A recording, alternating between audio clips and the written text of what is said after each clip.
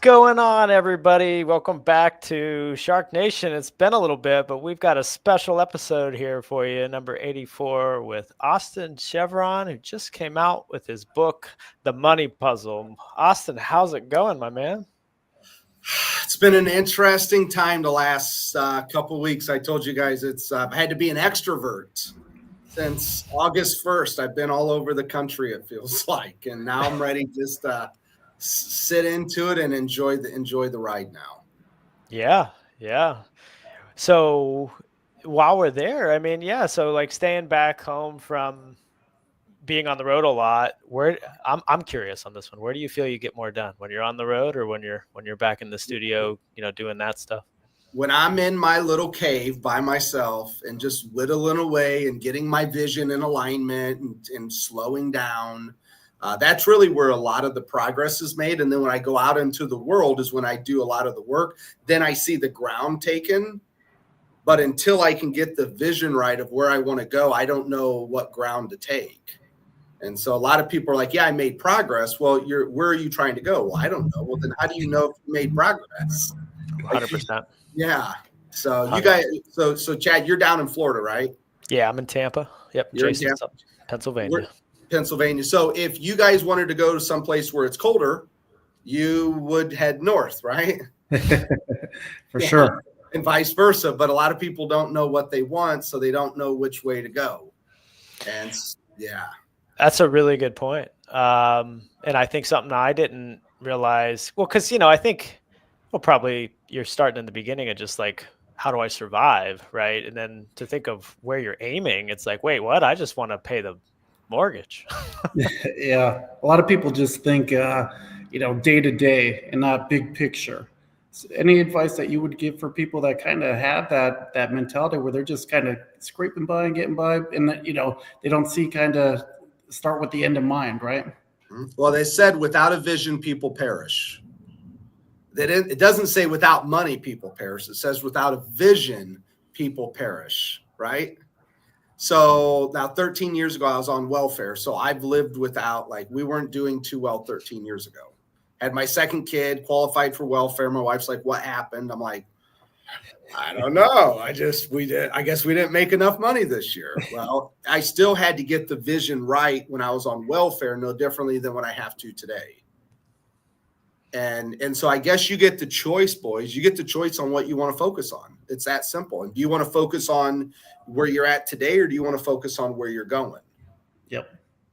And the reality, like this, literally the reason this Mount Hood picture's back here, I climbed this in 2019. It's probably one of the dumbest things I've ever done in my life.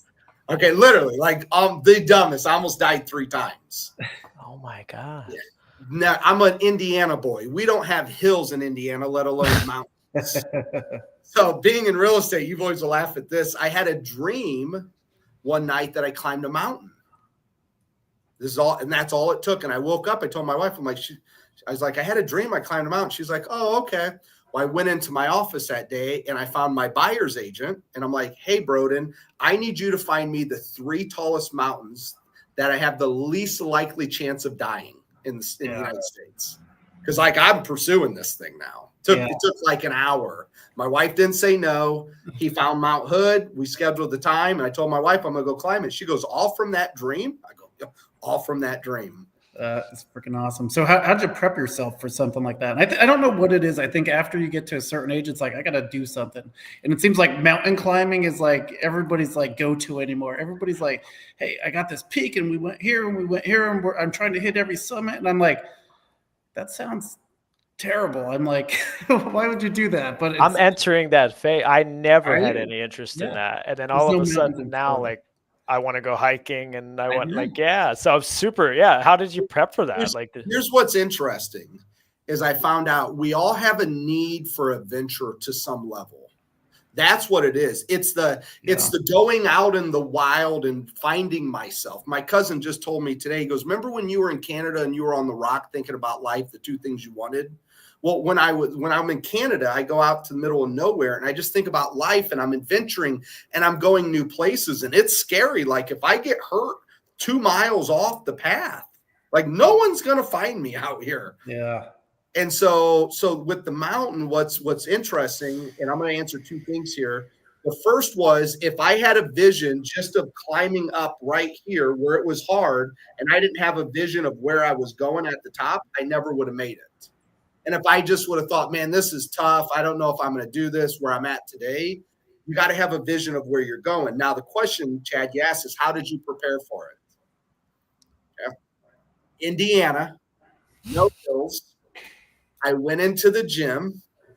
I went on those stair climbers. What I always saw the women doing, I went on the stair climber. I put an oxygen restricted mask on before COVID. So everyone thought it was before COVID. I had this mask, and you could breathe out of like 2 straws or 1. And then I would put a backpack on with 40 pounds of weights.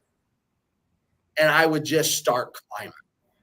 Wow. I didn't breathe. My legs were giving out on me, and I did that for about 5 months. And I'm like, this is all I'm going to be able to do. That's awesome. That's great strategy. Smart. Yeah, we've been talking kind of offline on, the mountain journey and maybe getting something together to do something like that. But yeah, that's a good way to strategize, especially for you, Chad. There's 0 mountains in Florida, so yeah, you have to do it. Me, at least, there's in Pennsylvania. Yeah, there's a lot of mountains that we could prep with.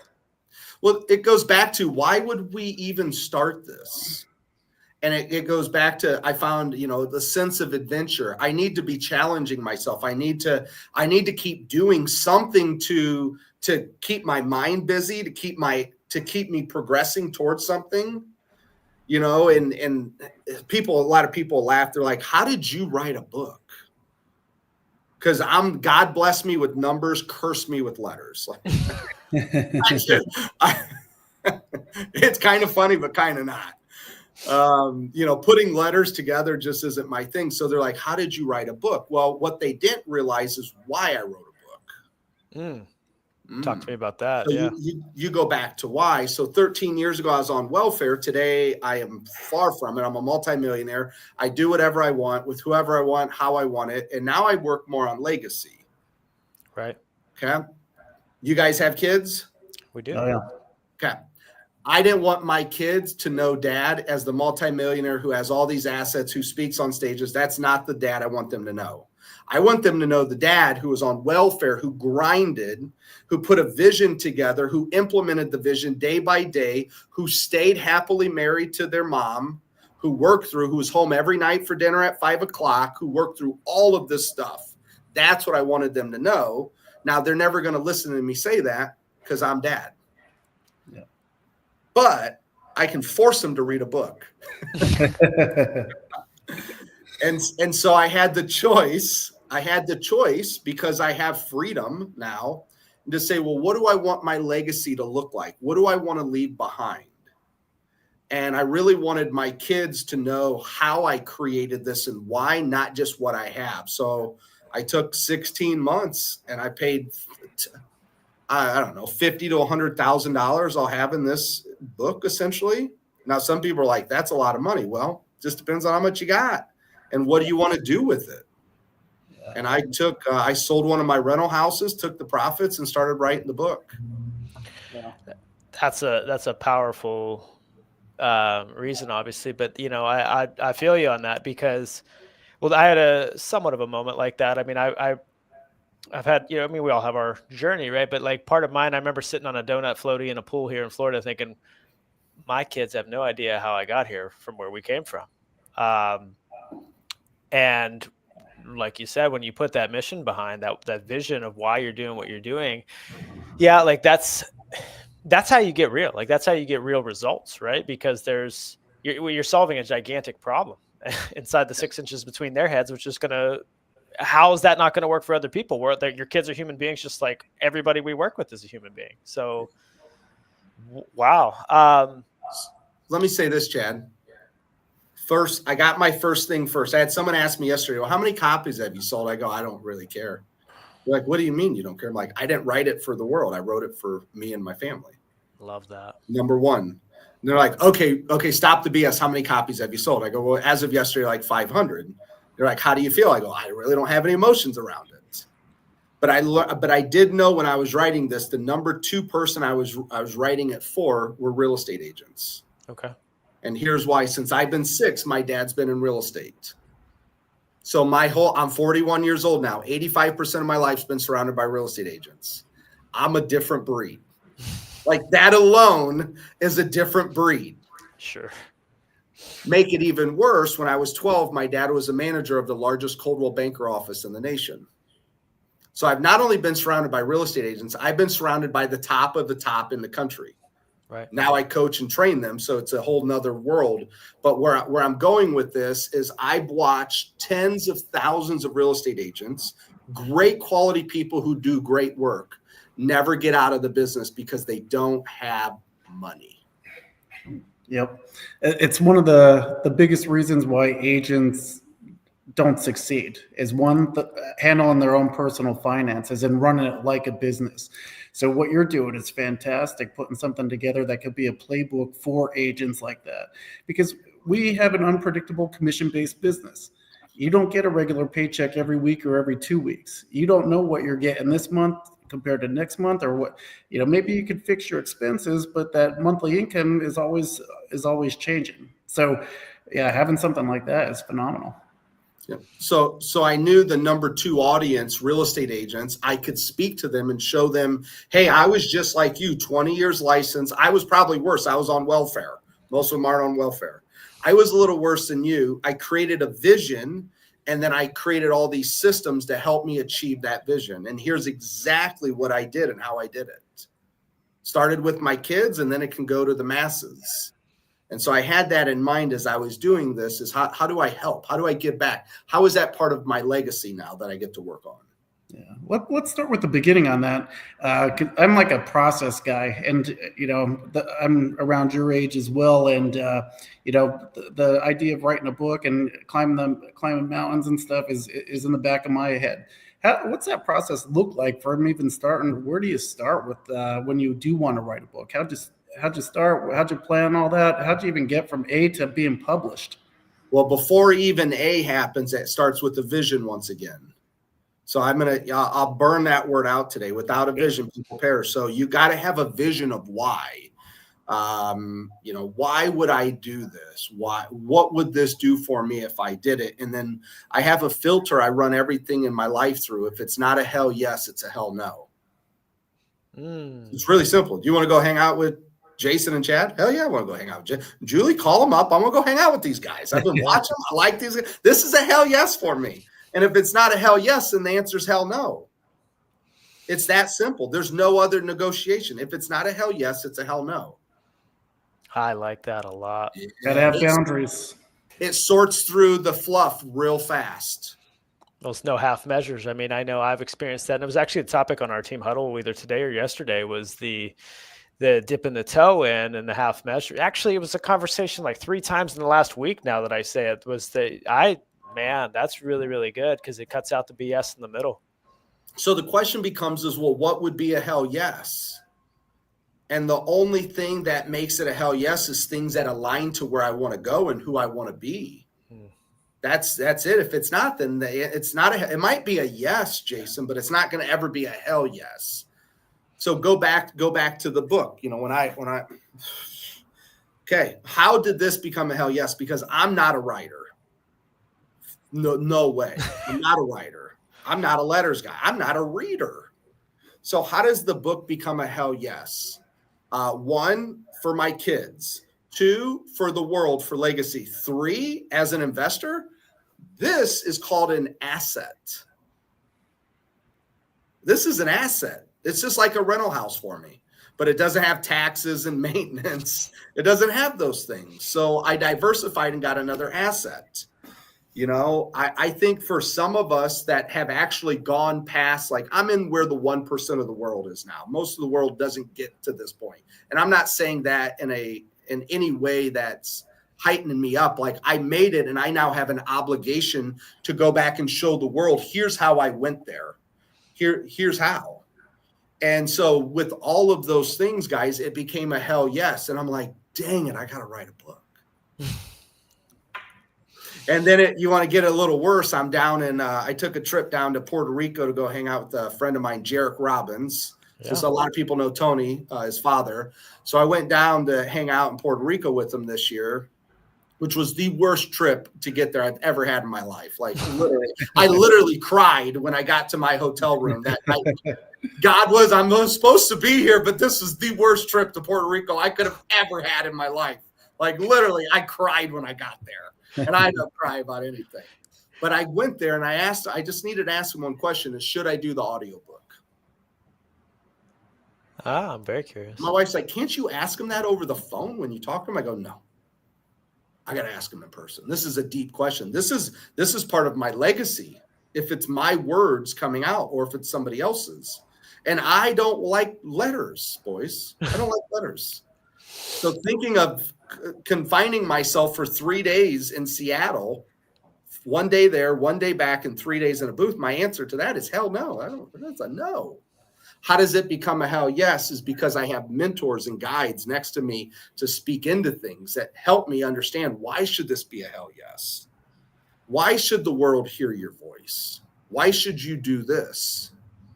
And so I surround myself with other people to help get things in alignment, because I don't know. I'm not the smart guy. But I got other people around me that help pour into my head to make the right decisions. It's crucial. So we did the audiobook too, another asset. I now have 2 assets that can live on past me, and then also that can help me live today. Right. So, right. Yeah, kind of crazy stuff when you break it down. Well, it's really, and it's that be, do, have, you know. I mean, that's why the vision is so important. If you don't have that, you're not going to become the person, like, you know, like you said, you don't want to write a book or do an audio book. Like, I don't want to, like, by default, like, jump on social media and put my video and do, you know, this. But if you understand where you want to go, and that's the person you have to become to get those results. I mean, we hear this all the time, but that's what's so important about you telling this story, even just on this podcast today, is just, you know, showing people examples of what that looks like, you know, firsthand. Somebody's walking the talk and they're not just words. So like that, yeah, it's really, really good. So where do you think, when it comes to like somebody hearing this today, right, and they're hearing, oh, okay, I need to just get in tune with where the hell I'm going. Okay, I got that message. What do you think is the best way for them to start? It's actually all of my programs I ever write, everything always starts with vision and goals. They just do Fast Cap that we started yesterday. We had about 900 people on. Starts with vision and goals, period. Because without that, the work's too hard. And so the best way that I found for me, and then from my clients that I work with, normally when we start thinking about goals and vision, I think of vision as the 50,000 foot view of my life, and goals are like the 10,000 foot steps that I take to get to my vision. Mm-hmm. The best thing that I found is to get away from the world, silence the mechanism, get out into nature, get out wherever, and then just think to yourself. And I like to do it in 90-minute sections. I normally train on 3 90-minute intervals with yourself, by yourself. Put your phone away, just be with yourself, think about life. What do I want? And after normally 3 90-minute sessions, you get very clear. And people normally think about this in 2 different ways. It depends on how you're wired. Either you're best to write in paragraph form, because that's how your brain works, or you're best to write in bullet points. So bullet point, I want this, this, this, this, and this.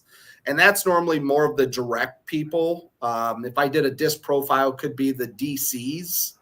And then the S and the I's, the more of the feeling side, they like to write things out, and they think about things in paragraphs and words and feelings. But either way, however you do it, if you even write in a paragraph form, you'll always find the bullets within it still. Mm-hmm. And so 3 90-minute times by yourself in nature is the best way I found to figure out, who do you want to be when you grow up and why? Oh, so good. And like you said, in a world where there's a million different distractions and social media and your phone fucking buzzing and beeping all over the place, people aren't comfortable being alone with themselves. People like those distractions. People want to be told what to do and kind of like, okay, we'll just lead. Yeah, whatever you want me to do, I'll do it. But nobody really takes that time for self-development, self-improvement, self-awareness. So having that kind of 90 minutes, I like to do that too. I'll take the dog for a walk around the lake, and we do our thing, and maybe I'll get some calls done or whatever. But just being out in nature and being able to think, and then it's like being alone with yourself, that scares a lot of people. Yeah, it does. And I mean, a lot of it's avoidance tools to grow. I mean, that's what it is. Like you're seeing you're avoidance or facing the reality, right? Well, that's what they need to do, right? But they're taking that avoidance, whatever's in front of them that like conveniently shows up. It's like again, I'm going back to my team huddle this morning, but the topic was, what's your avoidance tool with the work you got to do to get where you want to go? Is it, well, my pick up my kids, or, well, I can't do that today because my back hurts, whatever. Or, I got this or that, and it's just your squid ink coming out like an octopus, right? But where I do really want to go here is I want to tie this back into money, especially called the money puzzle. I'm not of this school of thought, but money is the root of all evil. Oh, it's not just about money. How does I like this, but I want to see your take on this. How does money tie into the vision? Why is money important? How do you marry this? Yeah. So I'll go on a little journey here with this. So when I walk in the woods, what I normally do is I talk to myself. I just talk out loud to myself. And what I do is I do an audit on the 5 areas in which I look at life. And it's in this order. So this is answering your question, Chad. Sure. I'll start with my spiritual life. I think it's the most important thing is my spiritual life. And I'll say, where am I at? What am I doing? Where do I want to be? What's my gap? What needs to happen? Done. Next, I go into my personal life. Number 2 importance in me. So, okay, how's my health? How's my body? How's my mind? Where am I at? Where do I need to go? What's my gap? 3, I go into my family. Where's my family? Where do I need to invest more time? Where am I being present? Where do we want to go? What are the things I want to do? What is my gap? 4, business. That's where most people start. But I go there 4th, business. Where am I at? Where do I want to go? What's my gap? And 5th, the least important of them all, money. How much money do I have? How much money do I want to have? What are my assets and debts? And what do I need to do to shorten that gap? So money is the least important out of all the things, but normally before we die cause the biggest issues in our life. Now, when I say before we die, because normally at the end, our health is the biggest issue. And so that then takes over. But I always told people money is the least important, but if you don't get it wrong, it can cause a big black cloud over everything in your life. So let's get it right so it can stay over there, so I can get my business right, so I can get my family right, so I can get myself right and get my relationship with whatever you believe in this world. And so that's why it's important. Now, Chad, you made a comment, money is the root of all evil. So what that really is, it's chapter 3 of the book, which is awareness. So it's actually chapter 2 is vision, of course. Chapter 1's an overview, but chapter 2 is vision. Chapter 3 is awareness. And I help people go back into their childhood and young adult age to figure out, like, what were you taught or what did you learn about money and how does it show up today? And do you even realize it? So I have a client who said that exact same thing you said. She goes, I was taught that money is evil. She started to cry. And I go, why are you crying? She goes, because I didn't realize until I talked to you that that's what I'm teaching my daughter and I don't even want to. But she goes, that's what I was taught back then. So then that's what she's being taught. And that's not what I want for my life. Really good. Or I'll give you another example. When I was 17, my mother died in a tragic airplane accident right before 9/11. And after my mother passed, we were looking for the insurance money. Well, it was in her best friend's name. Okay. And that money was to pay to bury my mother. Long story short, a year later, when the check got cashed, it was supposed to pay back to bury my mother. And my mother's best friend, who was like a second mother to me, said, when we said, hey, we see you got the money and you cashed it, can we get it to go pay for my mother's expenses? She said, what check? So at my lowest of lows in my life, I was stolen from people closest to me. And this was at 18. I didn't realize that takes effect today, still than today. Like, Chad, if you owe me money, you're going to pay me my money. Like, the whole reason when I started my real estate team that I made a TC company was because I needed someone to track the money, because I don't do well when you owe me money. Right. I have a bad relationship with people owing me money because I was stolen from. But if I don't know that, but Jason, this is what I'm projecting to you. You're like, something's wrong with this guy. I don't want to work with him. Yeah. He's always worried about the money. Why? Well, it's because when I was 18, it was scarred in my brain, and I was scarred, and I'm still scarred today. But at least I can tell you that, hey, I pay my bills the minute I get them, because I never want to be that person. I don't expect you to pay them when you get them, but I do expect when I bill you that you pay me relatively quickly. Oh, yeah. And it's funny that you say that. I have conversations where I have the same thing. I don't like to owe anybody any money. I like to pay them back immediately. But sometimes when you loan money and they don't repay, it's probably the cheapest way to get out of a relationship that would have burned you a lot quicker. I always say you're kind of paying to get rid of them, out of your life. Now, Jason, if Chad was on my team and Chad's like, well, Austin, I grew up paying people in 90 days. But Chad doesn't tell me that, and I don't tell Chad that I was burned when I was a kid. Next thing you know, we got this issue. And then Chad's like, well, I pay people in 90 days. Why? Because I grew up, we never had any money. So we always just paid it late, and my mom and dad just dealt with it, and that was their life, and that's what I learned. And we didn't pay the bills until they stacked this high. But yet me and Chad don't have that conversation. And now what do you think our conflict is in the world? It's extremely high, just because we're not aware of our backgrounds and how that affects us today. Let alone I'm not aware of myself, let alone Chad's not aware of himself. And now we're trying to communicate and it just doesn't work. There's the problem. Yeah. Super, super powerful.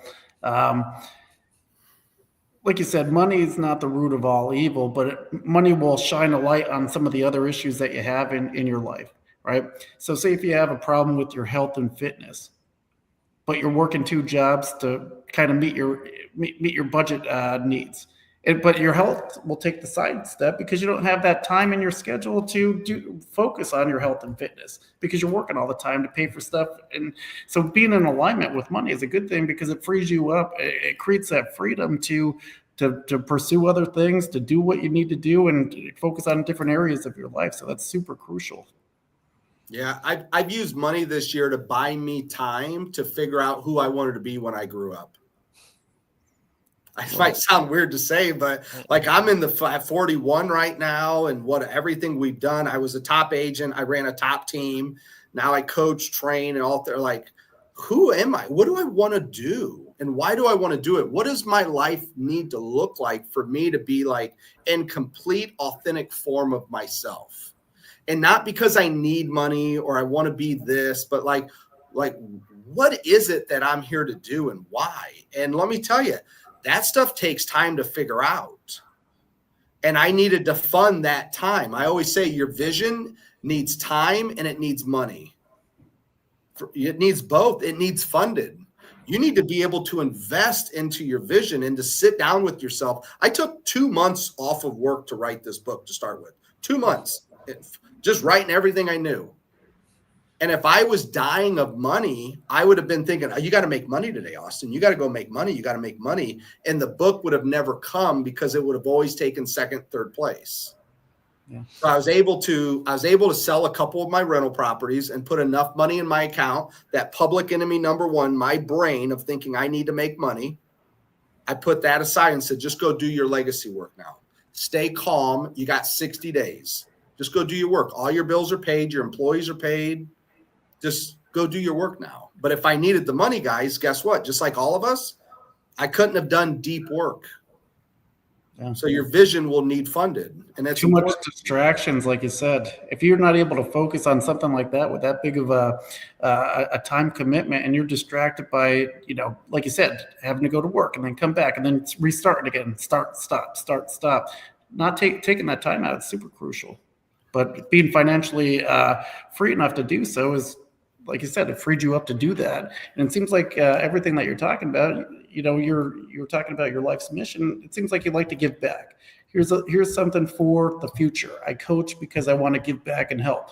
I wrote this book to give back and help.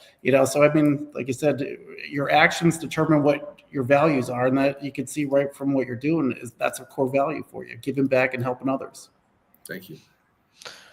Yeah. So when you're coaching, whether it's leaders or agents or watching leaders coach agents, like where do you see the biggest shift has to go from getting from I've got to pay the bills to getting to this is why I'm living? Like where's the biggest shift they gotta take? Good question. So along a high achievers journey. So I have different plans and paths that I work with people. When I go on the one-on-one level, these are high achievers. Okay. These are people that have gone past the I'm successful stage. Because at first, like in whoever's listening, if you're in the beginning stage, you just want to be successful, right? And there's a path and a journey and training and coaching and guiding just for that. That's normally where I go into my group settings. In my one-on-one settings, these are people who are like, okay, I got to what I thought was success. I made $1 million this year. I sold my company for X, Y, or Z. Okay, I've done that, but I'm still not fulfilled with where I'm at. Like I thought I would be there and I'm not there. Normally when I pick up those people, what we work on the most is their life and their financials. Because even though they've made $1 million, they don't have any. They don't have it. And it's like, I did it, Austin. I thought when I made $1 million a year or 2 million, I got clients making far more than that. They're like, I thought I would be here financially, and they're not. And the reason why is because their spending went up in proportion with their income. And they, even though we know that happens, we can't watch it daily. Like it just, I'll believe it or not, it's like, they look back on their life over the year like, well, yeah, I guess I did spend $70,000 on stuff that I just, like, you remember the yacht you rented and we were all on it? Like, it was cool, but that was $100,000. And you couldn't get it for a day. You had to rent it for the week, and you had to get the 150 footer. You couldn't have got the 90 footer. Like, what? How did we get here? Yeah. So a lot of the high achievers, when I pick them up, it's normally get my life back in balance. That's what they seek out. Get my life back. Like my life went crazy to build my business and I got this, but I didn't get what's most important, which is my life. Or now that I've got the money coming in, help me be able to keep it and get it going where it needs to go. Mm. And the title of, it's really interesting. The subtitle of this book I refer to a lot. And I'm going to see if we can't get it up there. Can you read what it says? Yeah. It says what, Chad? A Family's Guide to Putting the Financial Pieces in Place. The reason it's a family's guide, I've been married for 18 years. It's really tough to deal with financials with your significant other. It is. I mean, almost impossible. Paula Abdul wrote a song that said opposites attract. What she didn't say is opposites will drive you crazy. You won't understand them. You won't get it. Like, yeah, I understand. It's great, but on the other side, like my wife looks at money as a tool to make her happy today. Nothing wrong with that answer. I look at money as a tool to make me happy tomorrow. And once tomorrow comes, it's not that day, it's the next day after that again. And so what I realize is we look at money completely different.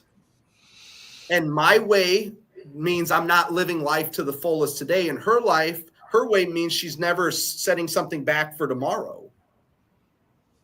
And so what I've learned is that we are completely opposites, and the best of both worlds is living today and having something for tomorrow. It's the best of both. Hmm. And how do we get that? Going back to awareness though, like I never realized that's how I was wired. She didn't realize that's how she was wired, but yet we were communicating like this, and it doesn't work well. So everything in the book is the family's guide to say, hey, license for 20 years, welfare to multimillionaire, and still happily married. Like those feats all within itself. That's a big one that's not stressed enough. I've you know, we all follow people and watch a lot of people, but like that's one that, you know, I'm with my high school sweetheart, my wife and I, you know, and you go through the bumps and bruises, but like what's important is demonstrating going through it and holding that together, because it's amazing what happens when you do. And that's like, there's a lot of successful people that don't also have that. It's not necessarily required, you know, but like if you, what I view it as is if you have that family piece held together while you've gone through that stuff, it creates another level of love, whether it's just with your spouse or your kids or all the above. That is just, you just can't know what that's like until you've grown like that. It's amazing. So I'm loving that. That's a very, very, very big part of this. And I love that you put that as the subtitle. There's a lot there. One thing I do with spouses when I coach them together, which is really interesting, like I'm a marriage counselor for some people. I create what's called a safe word.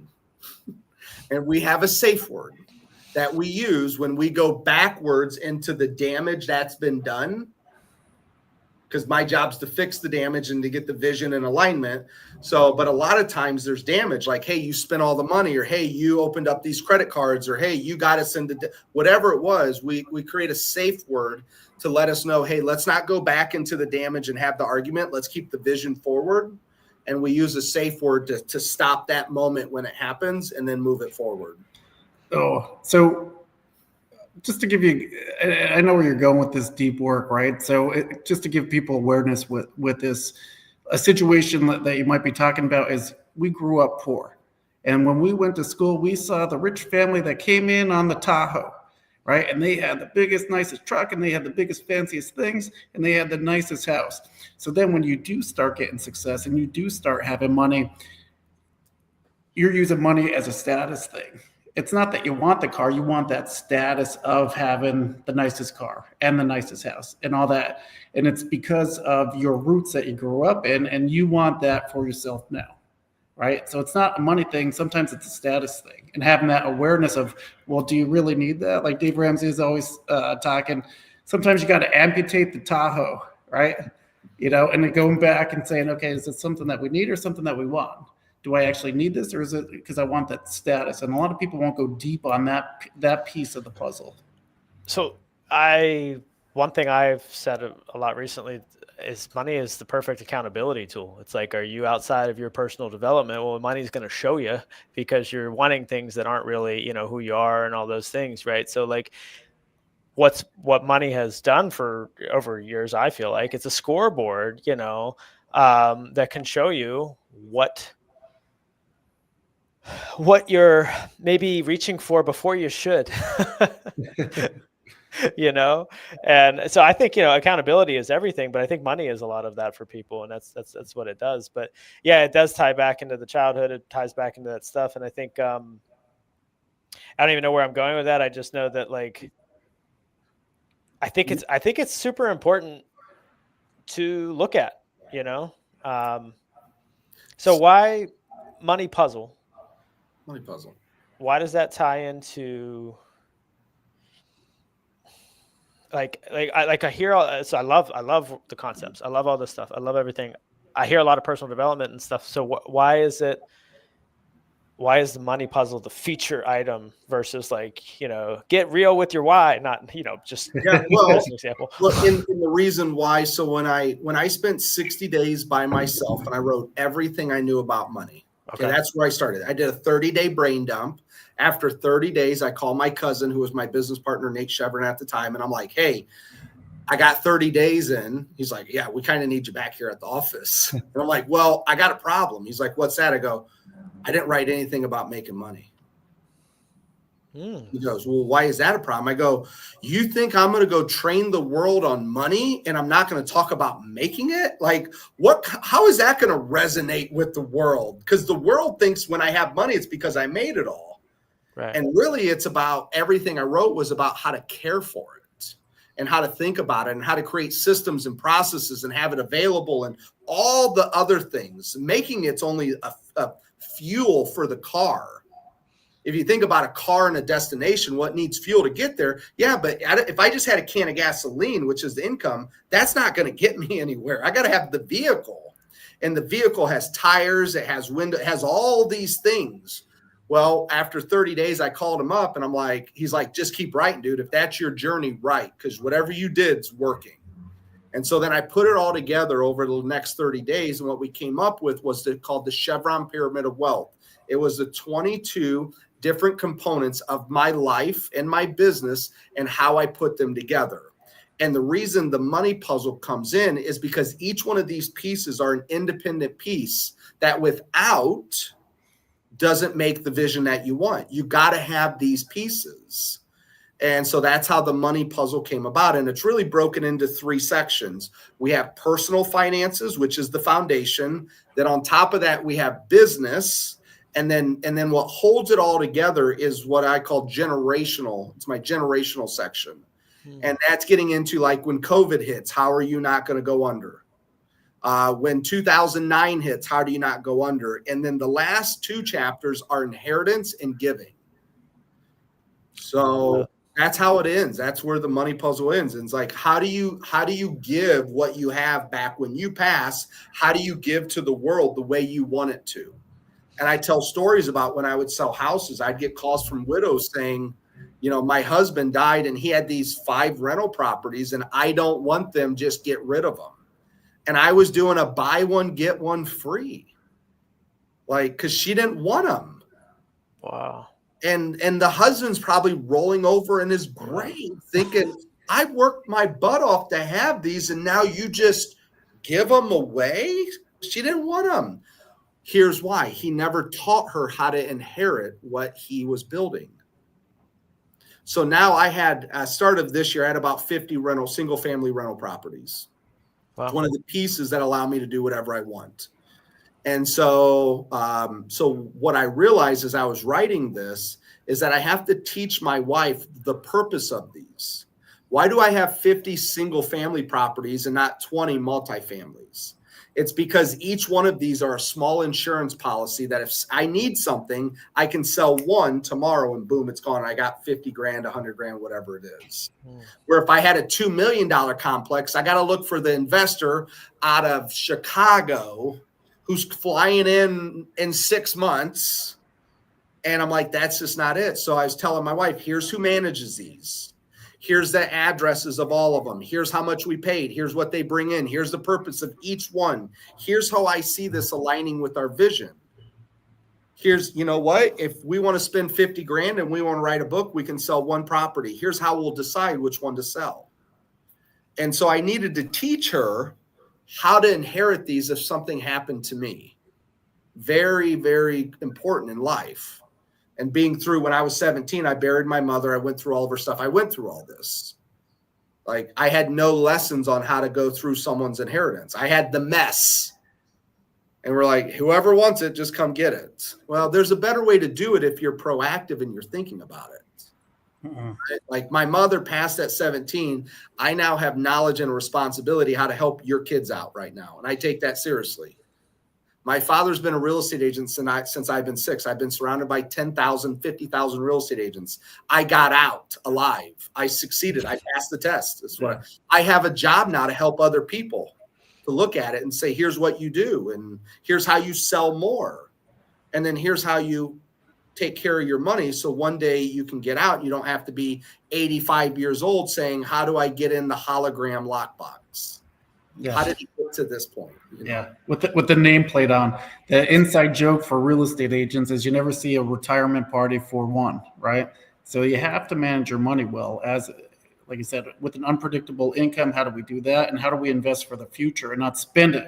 Because that, like you said, that's a problem that agents have. You know, they get this giant commission check and then they blow it all at once and not kind of thinking long term. What would be your message for an agent like that? Like how would you delegate or budget your money, or any tips that you could share for that? Yeah, I actually have a whole chapter in the book. Chapter 13 is called My Wealth Machine. It's what I created based off my mentors, Brian Buffini, Tony Robbins, Darren Hardy, all these men that helped guide me along the way. I created personally something called My Wealth Machine, and it's a system and a process. That way, when a commission check comes in, no matter if it's every day, every week, or once a month, and if it's 100,000 or $1, it has the same process because I've made a decision on what the vision is for my life and where the money needs to go. Mm-hmm. And so I literally show and break down exactly how to create your own wealth machine. What's the purpose of it? And the wealth machine is really 6 components. It's a deposit account, which is, it will take me a little longer to explain all these things, but it's a deposit account. It's a tax account, an investment account, a giving account, a business operations, and a personal operations. So those are the accounts that need to get funded in a certain way to ensure that you're living the life that you truly desire.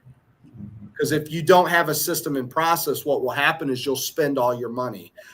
Guaranteed. I've yet to meet many human beings that don't spend all their money. Like, it's less than 1%. And normally they're from a different far off nation in another country, okay, that grew up on pennies and now they have dollars and they're just used to spending pennies. That's not us, by the way. Americans love to spend shit as much money as they can on stuff they don't need to impress people they don't like, right? Yeah. So if someone finishes the book, what's the number one thing you want them to take away with it, from it? If there was only one thing. I'm going to put an and in here just because, and I'll share with you why. It's financial stewardship and literacy. It's financial stewardship, which means what you're given, you're supposed to take care of. There's a reason and I don't want to call it a law, but you're given something and you have an obligation to take care of it a certain way. It's called stewardship. And then I use the word literacy because I do. I'm doing work with Leo Pereira's foundation, and they train, him and his wife train in the financial world, and I've come in to help with them. And they like to use the word literacy, which is just teaching, the teaching side. So 1 is teaching, and then 2 is stewardship. So most of us don't know how to handle money. Great example. Last year I spoke at a conference. They had probably 70 different sessions about money and how to make money. And when I ran into the CEO of the company, I said, "Hey, how many sessions did you have teaching people how to keep the money they make?" And the answer was 0. So there's all these sessions on teaching people how to make money, and yet not one teaches people how to keep it. Like, do we see a problem here?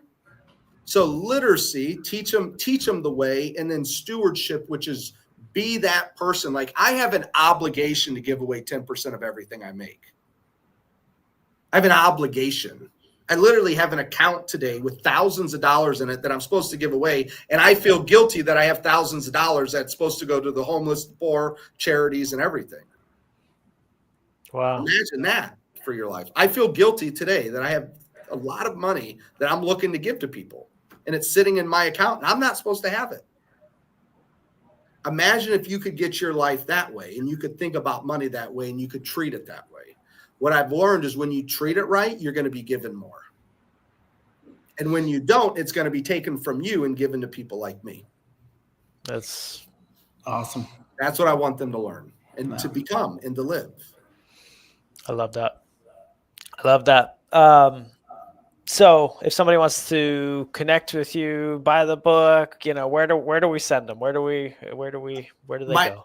My website's the best way, austinchevron.com, and Chevron's got an I in it. I always say God gave me an I to make sure I have to work, which is kind of tough when you try to trademark things because the behemoth Chevron gas pretty much controls all Chevron. Right. It was kind of tough working with my trademark attorney on this. But he's like, "Yeah, you're not going to win that one, Austin." Yeah.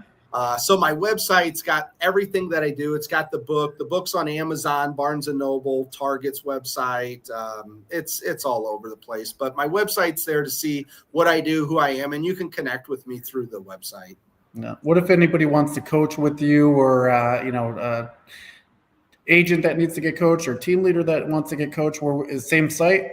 Yep, same website. I've broken it all down in time. As I got clear on who I wanted to be when I grew up, I was able to figure out what type of people do I want to help when I grow up, and what does that truly look like, and then what people can't I help. And I'm just, that's somebody else's job. And so my website clearly then breaks down who I'm looking to help, and then how I can help them, and what services I have. Being a real estate agent for 20 years, my phone number was out there to the whole world. But then once you start coaching and training tens of thousands of people, it's like, oh, I don't. Gotta hide that. You got to watch that a little bit. Like, your phone never stops now. So yeah. So thank you, boys, for asking. Yeah. Well, thank you for coming on here. I think that I've found that just like things show up at the right time, and there was a lot of impactful things for me here today. So if it was valuable for me, I hope that was valuable for others. I think it's really, really great that the messages you have, the family is important. The having the vision changed a lot for me. I wouldn't say I'm anywhere near arrived, but one of the biggest unlocks for me was getting very, very clear on why I'm doing what I'm doing while I'm here, instead of just doing it to take that vacation or do that thing or pay for whatever Amazon's got on the thing today. or the worst, guys, is because somebody said you should do it. Yeah. But then I always say, well, did they ask you what your vision was before they gave you advice? And did you take your vision into consideration before you said yes, or did you just write the check and now you're doing it and it's not, you're heading south when you really want to go skiing? Should be told to a lot of people that, and myself included, before they start a real estate team. Yeah. Why do you want to start a team?